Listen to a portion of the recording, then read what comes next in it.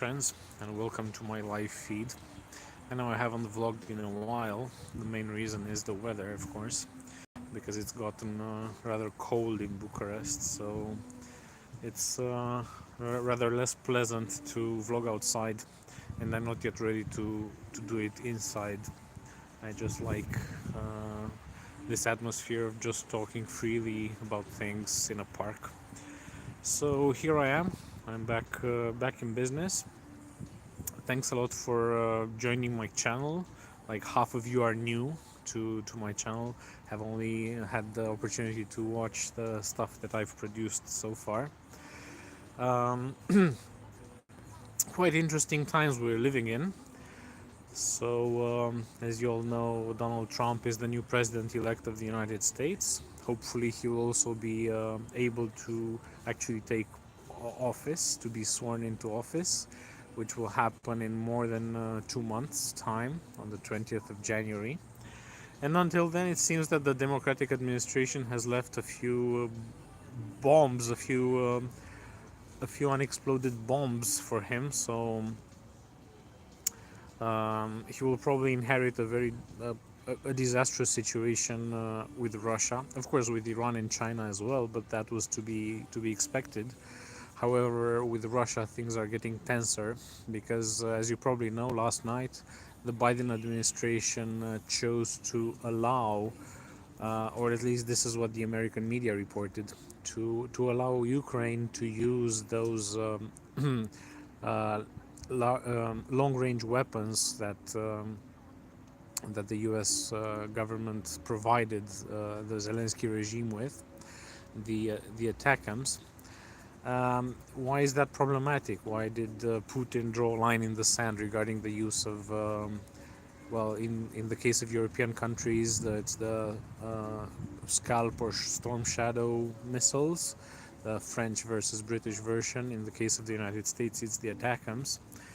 Well, the main difference between these types of weapons and the ones that were used before and that were provided until now is that these need NATO technicians to be operated. So, whereas the other ones, the other ones functioned under the assumption that they were used, they were operated by the local Ukrainian staff. It is very different with long-range weapons because they need to be pre-programmed. They have some sort of navigation that needs to be programmed in, just like airplanes, and they also rely on the satellite positions which are offered by the respective satellites of the respective countries. So in that case, American satellites or NATO satellites in general. So Putin drew a line in the sand regarding these types of weapons a few months back, saying that once these are used, Russia will essentially be at war with Western countries, with the countries providing those types of weapons, because it is actually NATO officers pressing the button.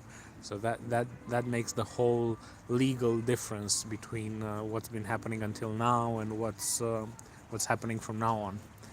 So in this regard, we are living in very dangerous times. Things have gotten way worse from how they used to be. And it is a matter that the new Trump administration might be able to de-escalate. However, it is not yet certain that this will happen because quite a lot of war hawks have been named as the members of the new Trump administration. So it's not like he named all doves. There are some people who are less hawkish, like Tulsi Gabbard, but and also RFK Jr. of course, but they have domestic posts. Their appointments are not about the security situation. They're not about the military. They're about the domestic issues, you know. So for his foreign relations posts, Donald Trump named some people who are quite strongly connected with the military industrial apparatus, and therefore there are no guarantees that they might actually de-escalate.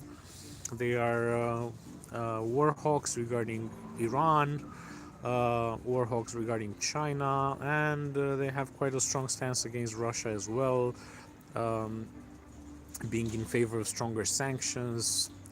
They might also keep this policy in place, but there are still 2 months, more than 2 months, until Donald Trump takes office and can name these people.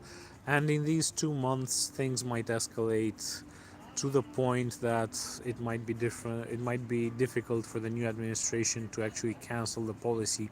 The policy will already have taken its effects, and there might be some strikes, some Russian strikes on NATO targets in these 2 months. So let's see. And in Romanian politics, we are living very exciting times.